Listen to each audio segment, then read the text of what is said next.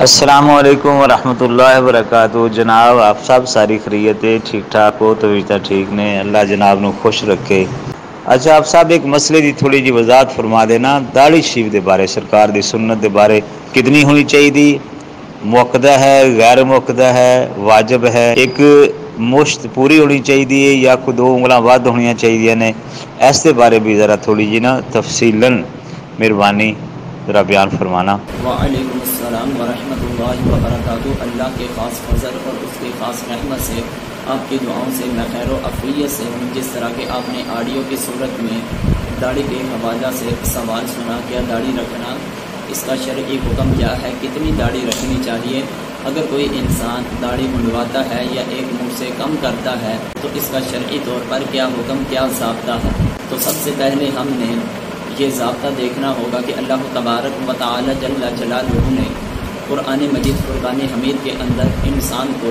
سورہ حشر کی آیت نمبر 7 میں یہ ارشاد فرمایا، وما آتاکم الرسول فخذوہ وما نہاکم عنہ فانتہوا، کہ اللہ کے رسول علیہ السلام جو تم کو عطا کریں اس کو مضبوطی سے پکڑ لو، وما نہاکم عنہ فانتہوا، اور جس چیز سے تم کو منع کرے اس سے منع ہو جاؤ۔ کیونکہ وَمَن يُطِعِ الرَّسُولَ فَقَدْ أَطَاعَ اللَّهَ، کہ جس نے رسول اللہ صلی اللہ علیہ وآلہ وسلم کا کہنا مانا ایسے ہے کہ جیسے اس نے ایک اللہ تبارک و تعالی جل جلالہ کی ذات کا کہنا مانا ہے۔ اب اللہ کے محبوب علیہ السلام کے فرمان کو ماننا، یہ اللہ تبارک و تعالی جل جلالہ نے ایسے فرمایا کہ میرے محبوب کا کہنا ماننا ایسے ہی ہے جیسے تم نے میرا کہنا مانا۔ تو اللہ کے محبوب علیہ السلام نے امر کے سیغوں کے ساتھ داڑھی رکھنے کے بارے میں حکم فرمایا، جس طرح کہ صحیح مسلم شریف کی یہ حدیث نبوی جو کہ بہار شریعت کی جلد نمبر 3 حصہ نمبر 16 اور صفحہ نمبر 579 میں صحیح مسلم شریف کے حوالہ سے، جس کے راوی حضرت ابو ہریرہ رضی اللہ تعالی عنہ ہیں، اللہ کے پیارے رسول صلی اللہ علیہ وآلہ وسلم نے ارشاد فرمایا، مونچھیں کٹواؤ، داڑھی لٹکاؤ اور مجوسیوں کی مخالفت کرو۔ اب اس حدیث شریف کے اندر 3 چیزوں کا حکم دیا، مونچھیں کٹوانے کا اور داڑھی لٹکانے کا، اور تیسرے نمبر پر مجوسیوں کی مخالفت کرنے کا۔ بتانا یہ مقصود ہے کہ میرے امتیوں کا یہ طریقہ کار ہے کہ وہ اپنی مونچھوں کو کٹوا دیں اور اپنی داڑھی کو بڑھائیں۔ اگر ہم نے داڑھی کٹوائی اور مونچھیں بڑھائیں تو اس میں صاف بالکل واضح اللہ اور اس کے رسول علیہ السلام کی مخالفت ہو رہی ہے اور مجوسیوں کی اتباع ہو رہی ہے، ان کی صورت کو اپنایا جا رہا ہے کہ مونچھیں بڑھا رہے ہیں، داڑھی کٹوا رہے ہیں، حالانکہ ہم کو حکم یہ ہے کہ تم اپنی داڑھی بڑھاؤ اور مونچھیں کٹواؤ۔ اب دوسرے نمبر پر کہ داڑھی کی شرعی حد کیا ہے، کیا مقدار ہے، تو اس کے بارے میں آسان ضابطہ یہ ہے، کان کے نیچے جہاں سے جبڑا شروع ہو،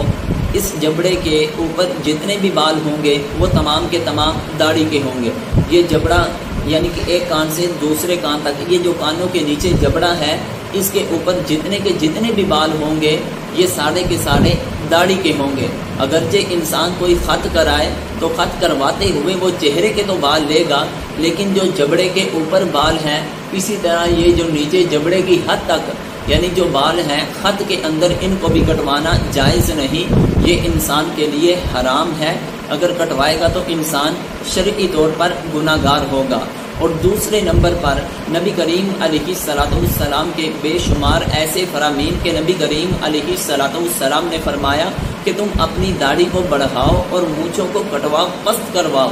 مگر بعض احادیث میں نبی کریم علیہ السلام اور صحابہ رضی اللہ تعالی عنہم کے فرامین سے ہم کو یہ ملتا ہے کہ نبی کریم علیہ السلام کی جب داڑھی مبارک ایک مشت سے زیادہ ہوتی، نبی کریم علیہ السلام اپنی داڑھی مبارک کو جو ہاتھ میں مشت سے زیادہ بال ہوتے تو اس کو کاٹ دیتے تھے، کہ جس طرح کے جامع ترمذی کے اندر یہ نبی کریم علیہ السلام کا یہ فرمان کہ ان النبی صلی اللہ علیہ وسلم کان یأخذ من لحیتہ من عرضها وطولها، یعنی سنن ترمذی شریف کے اندر یہ نبی کریم علیہ السلام کا فرمان کہ نبی کریم علیہ السلام یأخذ من لحیتہ، اپنی داڑھی سے پکڑتے تھے، من عرضھا و طولھا، یعنی داڑھی کی چوڑائی سے بھی اور داڑھی کی لمبائی سے بھی، یعنی کہ جو داڑھی کی چوڑائی میں ایک مٹھ سے زیادہ بال ہوتے، اس طرح ادھر سے بھی اگر ایک مٹھ سے زیادہ یا لمبائی میں ایک مٹھ سے زیادہ بال ہوتے، نبی کریم علیہ الصلوۃ والسلام ان کو کٹوا دیا کرتے تھے، ان کو کاٹ دیتے تھے۔ اور اسی طرح صحابہ رضی اللہ تعالی عنہم سے بھی یہ عمل ثابت ہے۔ برکت کے طور پر ایک حدیث شریف جو کہ صحیح بخاری شریف کی، کہ جس کے راوی حضرت ابن عمر رضی اللہ تعالی عنہ ہے۔ حضرت ابن عمر رضی اللہ تعالی عنہ نبی کریم علیہ الصلوۃ والسلام سے روایت کرتے ہوئے فرمایا کہ اللہ کے رسول علیہ الصلوۃ والسلام نے ارشاد فرمایا، خالف المشرکین، تم مشرکین کی مخالفت کرو، وفر اللحیہ، اور تم اپنی داڑھی کو بڑھاؤ، تم اپنی داڑھی کو بڑھاؤ، وأخف الشوارب، اور تم اپنی مونچھوں کو بری کرواؤ۔ اور پھر اس کے بعد وکان ابن عمر، حضرت ابن عمر رضی اللہ تعالی عنہ، اذا حج او اعتمر، جب حج کرتے یا عمرہ کرتے تو قبض علی لحیتہ، تو آپ اپنی داڑھی کو اپنی مشت میں لیتے، فیما فضل اخذہ، اور جو بھی ایک مشت سے زائد ہوتے حضرت ابن عمر رضی اللہ تعالی عنہ اس داڑھی کے بالوں کو کٹوا دیتے تھے۔ تو گویا کہ اگر کوئی انسان داڑھی رکھے تو اس کی آخری حد اور اس کی آخری شرعی مقدار جو ہے وہ ایک مٹھ ہے، وہ لمبائی میں بھی اور چڑھائی میں بھی۔ اگر کوئی انسان اپنی داڑھی کو ایک مچھ سے کم کرتا ہے یا داڑھی منڈواتا ہے، یہ کبیرہ گناہ ہے، یہ عمل اس کا حرام ہے، کیونکہ اس میں اللہ اور اس کے پیارے محبوب علیہ الصلوۃ والسلام کے حکم کی مخالفت ہو رہی ہے۔ کیونکہ اللہ تبارک و تعالی جل جلالہ نے قرآن مجید میں یہ ارشاد فرمایا، وَمَن يُشَاقِقِ اللَّهَ وَرَسُولَهُ فَإِنَّ اللَّهَ شَدِيدُ الْعِقَابِ، پس جو شخص ایک اللہ تعالیٰ کی اور اس کے رسول صلی اللہ علیہ وآلہ وسلم کی مخالفت کرے گا، فَإِنَّ اللَّهَ شَدِيدُ الْعِقَابِ، پس بے شک اللہ تبارک و تعالی جل جلالہ اس کو سخت عذاب دے گا۔ یہ جو آیت پڑھی یہ سورہ انفال کی آیت نمبر 13 تھی۔ اسی طرح اگر ہم سورہ نور کی آیت نمبر 63 تلاوت کریں تو اس کے اندر بھی اسی طرح فَلْيَحْذَرِ الَّذِينَ يُخَالِفُونَ عَنْ أَمْرِهِ أَنْ تُصِيبَهُمْ فِتْنَةٌ أَوْ يُصِيبَهُمْ عَذَابٌ أَلِيمٌ، چاہیے کہ ڈریں وہ لوگ جو نبی کریم علیہ الصلوۃ والسلام کے حکم کی مخالفت کرتے ہیں، اللہ تبارک و تعالی جل جلالہ کے حکم کی مخالفت کرتے ہیں، یہاں تک کہ کہیں ان کو کوئی فتنہ یا کوئی مصیبت آ نہ لے، اللہ تعالیٰ کی طرف سے ان کو کوئی دردناک عذاب نہ آ لے۔ اب اس آیہ مقدسہ میں بھی یہ بتایا گیا کہ جو اللہ تعالیٰ کے اور اس کے رسول علیہ الصلوۃ والسلام کے حکم کی مخالفت کرے گا، اللہ تبارک و تعالی جل جلالہ اس کو فتنے میں اور دردناک عذاب میں مبتلا کر دے گا۔ اور اسی طرح اللہ تبارک و تعالی جل جلالہ کا یہ فرمان جو سورۃ النساء کی آیت نمبر 119 میں ہے،